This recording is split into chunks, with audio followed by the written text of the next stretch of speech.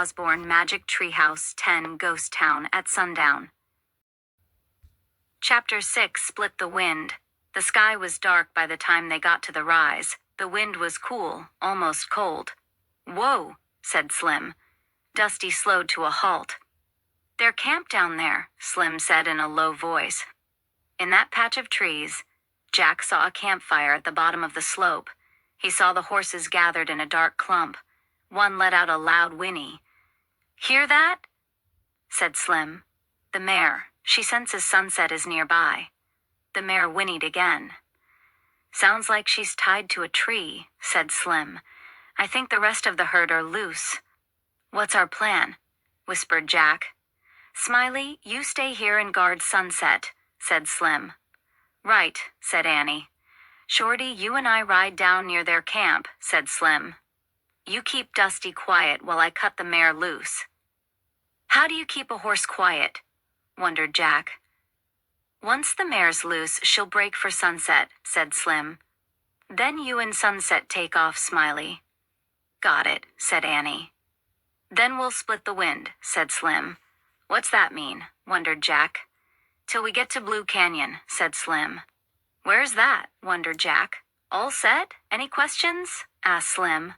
"Nope," said Annie cheerfully. "Yup, about 1,000,000, thought Jack. "Okay, pardners," said Slim. "See you soon, Smiley." "Come on, Shorty. Have fun," said Annie. "Fun?" thought Jack. "Is she nuts? Our lives are at stake."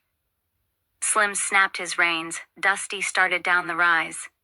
Their way was lit by a nearly full moon and 1,000,000 stars. "Maybe now I can ask Slim some questions," thought Jack. But just then voices came from the rustlers' camp. They were mean voices, followed by mean laughter. A chill went through Jack. Dusty halted. "This is far enough," whispered Slim. He slipped off of Dusty. "Keep him here," Slim whispered to Jack, "and keep him quiet." "Wait," whispered Jack. He needed more information. But Slim was gone. Jack gripped the reins and held his breath. He hoped Dusty wouldn't do anything. For a moment, Dusty was still, but then he snorted and began walking. "Oh, no," thought Jack. He tried to think of the rules on how to treat a horse. He remembered, a soft hand, a firm voice. He patted Dusty softly. "Whoa," he said firmly. To his surprise, Dusty froze and was quiet. Jack remembered another rule, a sunny attitude. He patted Dusty again. "Don't worry," he whispered. "Everything's going to be fine." Just then a loud whinny came from the herd of mustangs. They began moving up the moonlit slope. "Hey, the horses!" a rustler shouted. A gun went off. Jack ducked. "Come on, Shorty!" came Slim's voice. Jack looked up. Slim was riding the mare. Jack was shocked. He had thought that Slim was coming back to ride Dusty. Instead, Slim rode right past him. As he got close to Annie, she took off on Sunset. The mare galloped after Sunset. And the band of mustangs galloped after the mare. Bang, bang. Jack snapped the reins. "Go, Dusty," he said.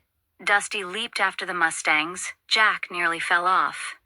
He clutched the reins in one hand and the saddle horn in the other. Bang, bang. The rustlers were on their horses now. They were getting closer. "Hurry," Jack cried. Dusty cleared the rise in an awkward leap. Jack started to slip out of the saddle. He let go of the reins and tried to hold on to the saddle horn, but his weight pulled him down. He closed his eyes as he fell to the ground. Bang, bang. "Oh man," thought Jack, "this is the end." He opened his eyes.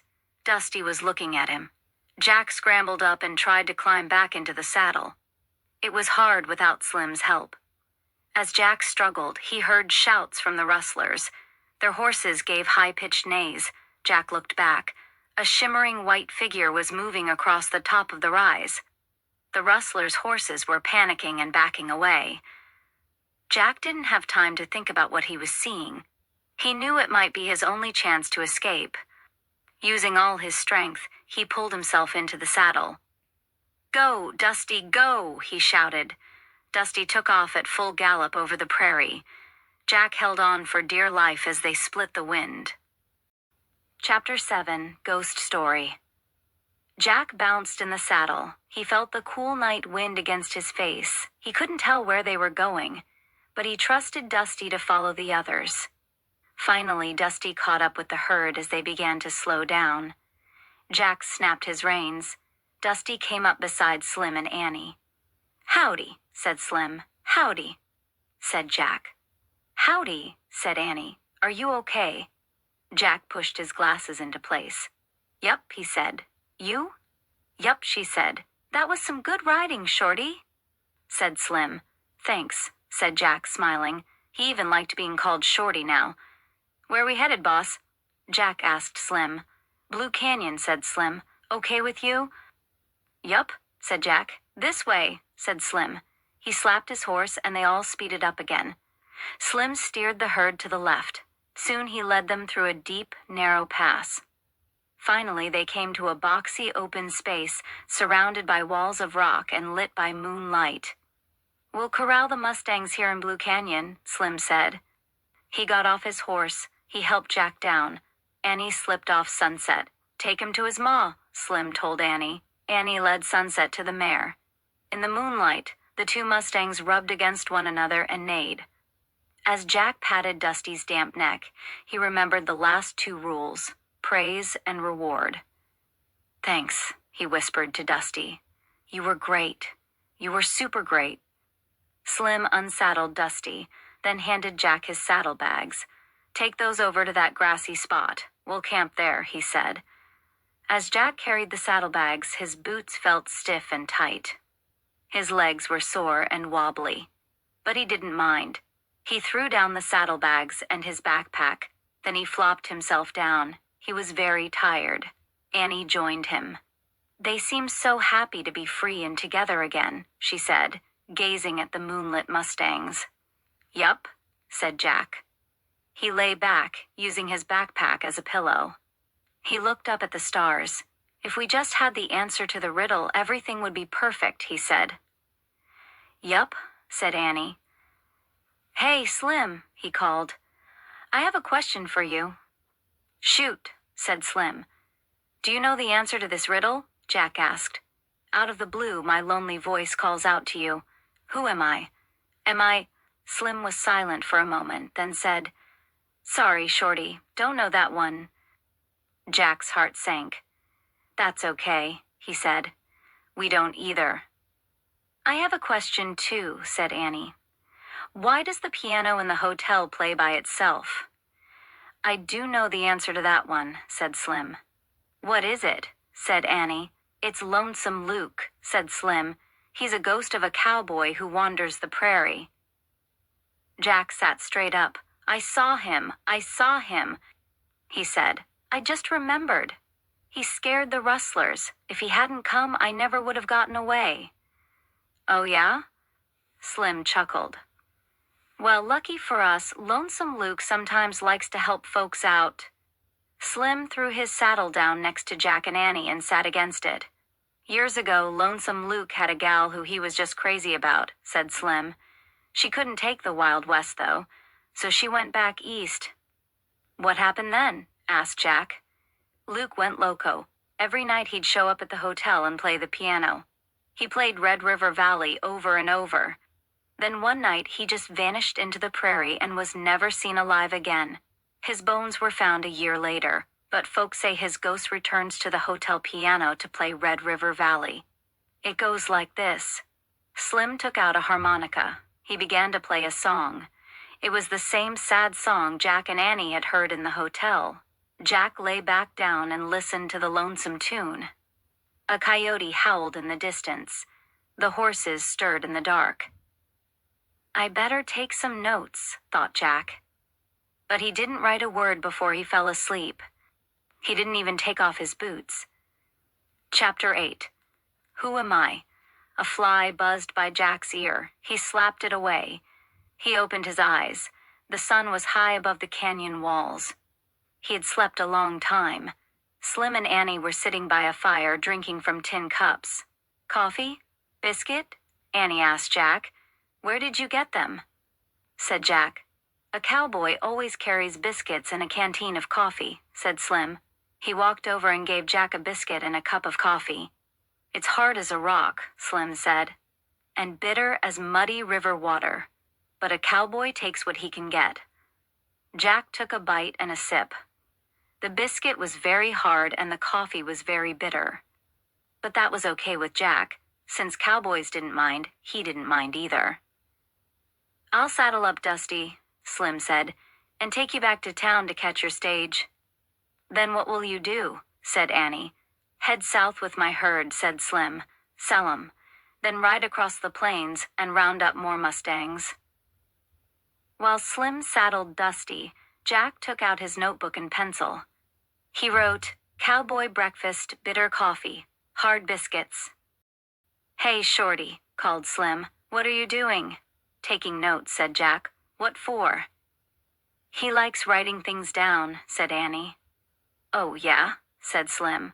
Me too. In fact, I first came out west to write a book, but one thing led to another. The next thing I know, I'm a Mustang herder. Slim, you should write your book, said Annie, and let the Mustangs go free. Think so? Said Slim. They looked at the grazing wild horse. I know so, said Annie. Yup, said Jack. Your book should be about the Wild West, Slim. Slim kept staring at his herd. Maybe you're right, he said. I could settle in Laramie and write there. Wouldn't have to chase after rustlers anymore. Slim turned back to Jack and Annie. Yup, I think I'll be a writer. Let's go. Before I change my mind, he said. Yay, said Annie. I'll go tell them. She jumped up and ran to the Mustangs. Jack packed his backpack, while Slim packed his saddlebags. Then Slim and Jack climbed onto Dusty. They rode over to Annie, who was stroking Sunset's neck. I told him he's as free as the wind now, said Annie. Sounds good, said Slim. Give me your hand, Smiley. Slim pulled Annie onto Dusty. She sat in front of Jack. Slim snapped his reins. Dusty started off. The sun was hot as Dusty climbed out of the canyon. When they reached the top, they peered down at the canyon floor. The Mustangs pranced playfully, their coats shining in the hazy light. They'll find their way out soon, Slim said. Then cut across the prairie. Yell goodbye to your pals, Smiley. Stay with your mother, Sunset, shouted Annie. Goodbye. Out of the blue, a voice called, Bye! Annie gasped. Who said that? She asked. The ghost? Nope, said Jack. It's just an echo. It's caused by sound bouncing off the canyon walls. Slim cupped his hands around his mouth. Who am I? He shouted. Am I? Came the distant voice. Oh, man, Jack said softly. That's the answer. To Morgan's riddle, said Annie. Echo, she and Jack said together. Jack looked at Slim. You knew the answer last night, he said. Slim just smiled and snapped his reins. Let's go, partners, he said. Chapter 9, Lonesome Luke. The sun was low in the sky when they reached Rattlesnake Flats. Just let us off in front of the hotel, said Annie. You sure the stage is coming through here? Said Slim. Yup, said Jack and Annie together. In front of the hotel, Slim got down from Dusty. Then he helped Jack and Annie down. I hope you'll come to Laramie and visit me, said Slim. He winked. I might be needing some help on my book. Sure, said Annie. Slim climbed back on Dusty. He looked down at Jack. You know, Shorty, he said, you might be short, but you're mighty tall in the brains. Thanks, said Jack. And, Smiley, Slim said. Your great courage is nothing to smile about. Thanks, said Annie. Good luck with your writing, Slim, said Jack. I'm grateful to you both for steering me straight, said Slim. I promise I'll thank you someday. Really, said Annie. A cowboy never goes back on his word, said Slim.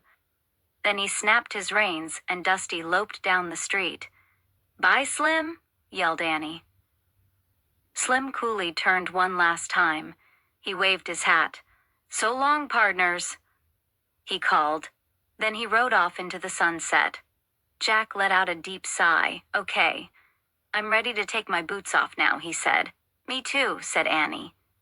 They sat down on the porch of the hotel. They started pulling off their boots. There. Jack got them both off. He wiggled his toes. He took his sneakers out of his pack and put them on. Annie put hers on, too. Man, sneakers never felt so good, said Jack. Suddenly, the sound of a piano drifted through the air. Lonesome Luke, said Annie. Jack grabbed his pack. He and Annie crept across the porch. They pushed open the swinging door. The piano was playing Red River Valley. Sitting on the piano stool was the dim but shimmering shape of a cowboy. Just then, the ghost of Lonesome Luke looked at Jack and Annie. He waved a shimmering hand. Jack and Annie waved back. Then the ghost of Lonesome Luke faded away. Cold air wafted past Jack and Annie. They both shivered. Oh man, let's go, breathed Jack. They leaped and dashed up the dusty road. They ran across the cracked ground and past the graveyard. They ran until they reached the tree with the magic treehouse in it. Annie grabbed the rope ladder. She hurried up and Jack followed. They were out of breath when they got inside the treehouse. Annie grabbed the ancient scroll. She unrolled it. Yay, she said. The scroll had one glowing word on it. Echo. We got it right, said Annie. Jack grabbed the Pennsylvania book. He pointed to a picture of the Frog Creek woods. I wish we could go there, he said. The wind started to blow. The treehouse started to spin. It spun faster and faster. Then everything was still. Absolutely still. Chapter 10. Echo from the Past. Jack and Annie looked outside. The sun had slipped behind the trees of the Frog Creek woods. Annie still held the ancient scroll. She put it in the corner, next to the scroll from their ocean trip. Just 2 more to go, she whispered. Yup, said Jack.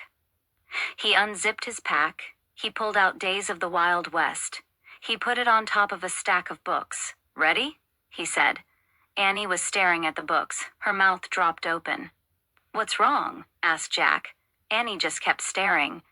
Have you gone nuts? Said Jack. Annie pointed at the Wild West book. Read the cover, she said. Jack picked the book up. He read the title aloud, Days of the Wild West. He looked at Annie. So? Keep reading, said Annie. The author's name was below the title. It was in smaller letters. Jack read, Slim Cooley. Jack gasped. His mouth dropped open. He and Annie stared at the words for a long moment. Oh man, whispered Jack. We were using Slim's book. The book he wrote after he left us. Jack and Annie shook their heads with wonder. Jack opened Slim's book. He looked at the title page. At the bottom of the page he read, Texas Press, Dallas, 1895. Jack turned the page. He read the dedication. With thanks to Smiley and Shorty, 2 strangers who changed my life. Jack looked at Annie. Slim dedicated his book to us, he said. Yup, said Annie. She smiled. Jack placed Slim's book back on the stack of books. Then he and Annie left the treehouse and climbed down the ladder. As they started through the woods, the trees were alive with bird sounds. The air felt soft and moist. Frog Creek seems so peaceful, said Jack. No rattlers, no rustlers, no ghosts. Yeah, but no Slim Cooley either, said Annie sadly. I know, said Jack, but when we read his book, it's like he's still talking to us. Oh, right, said Annie. You mean it's like an echo from the past? Yeah, said Jack softly. Wow. Just then, out of the blue, a voice called, Jack, Annie. It's Dad, said Annie. Coming, she and Jack shouted. Then they ran all the way home, through the long shadows of the setting sun.